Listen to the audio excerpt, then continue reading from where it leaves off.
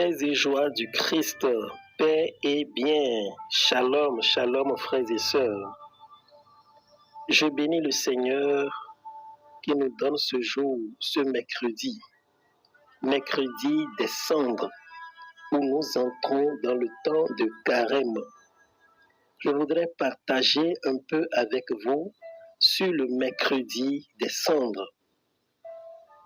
Le mercredi des cendres, que comprendre? Dans la Bible, d'abord, les cendres sont le signe qui exprime la tristesse de l'homme devant le malheur. Et Job va l'exprimer. Job va l'exprimer dans Job chapitre 30, verset 19. Il va dire, il m'a jeté dans la boue. Je suis comme poussière et cendre. Devant le malheur, Job exprime sa tristesse. Nous allons aussi, toujours dans la Bible, voir beaucoup d'événements où des rois, où des prophètes vont se couvrir, vont s'asseoir dans la cendre. Se couvrir de cendre, se rouler dans la cendre, s'asseoir dans la cendre est symbole de deuil, de repentance. La cendre symbolise le néant de l'homme devant la transcendance de ce Dieu d'Israël qui s'est révélé à Moïse dans le buisson ardent. La cendre est l'état auquel retourne le pécheur qui se détourne de Dieu.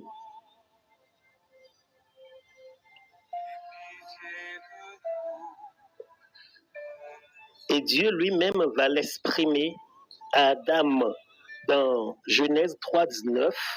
Tu es poussière et à la poussière tu retourneras. Et ces versets, les prêtres l'utilisent lorsqu'ils nous imposent la cendre au front. Le mercredi des cendres marque l'entrée en carême pour les chrétiens catholiques.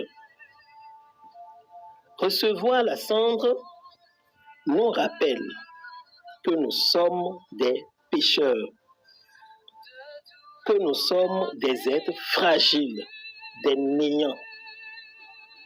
Et ce geste nous invite à nous repentir. Et nous allons mieux comprendre quand nous prenons le livre du prophète Jonas, précisément le chapitre 3. Dans ce chapitre, le verset 6 dit, la chose, c'est-à-dire le message du prophète, arriva jusqu'aux oreilles du roi. Il se leva de son trône, quitta son manteau, se couvrit d'une toile à sac et s'assit sur la cendre. Et lorsque Dieu a vu cette attitude du roi, il renonça à détruire la ville.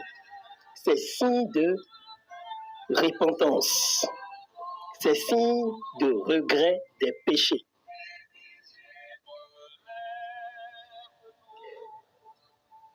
Et donc, celui qui reçoit, celui à qui on impose la cendre, doit reconnaître ses péchés, les regretter et placer sa confiance dans le pardon de Dieu, dans le pardon de Dieu. Et donc, recevoir la cendre est espérance dans la miséricorde de Dieu. Et chrétien catholique, si aujourd'hui tu reçois la cendre, tu es appelé à revoir ta vie de chrétien, ton rapport avec le prochain, le sens du péché dans ta vie.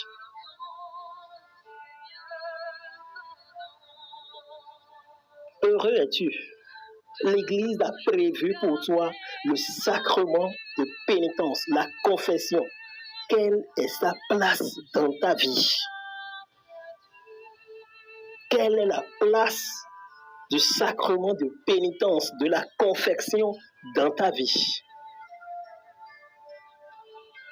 Force est de remarquer qu'aujourd'hui, toutes les célébrations eucharistiques sont bondées de monde.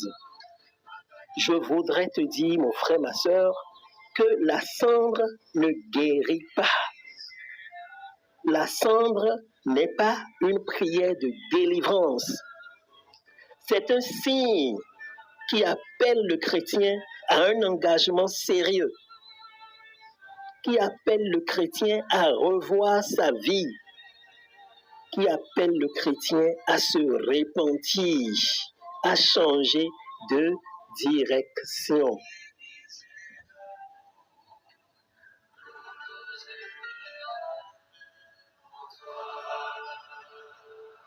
Quand nous parlons de mercredi des cendres, il est fixé. Ça, c'est selon l'histoire. Il est fixé par le pape Grégoire Ier depuis l'an 591.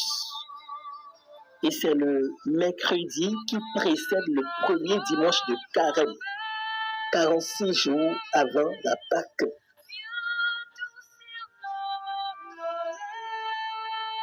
Alors c'est pour nous dire que l'Église a prévu ce temps pour nous préparer.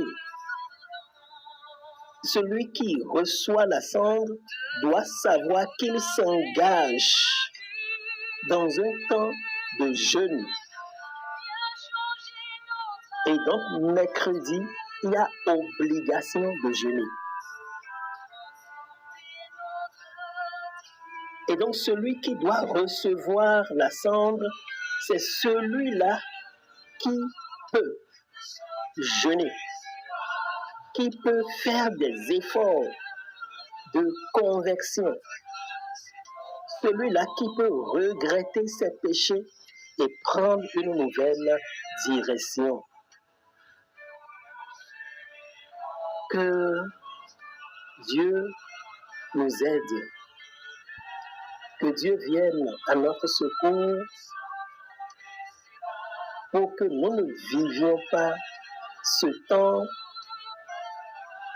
de carême comme les autres temps, comme nous l'avions l'habitude de le faire. Que le Seigneur nous rencontre en ce temps de carême, comme il a rencontré Saul sur le chemin de Damas.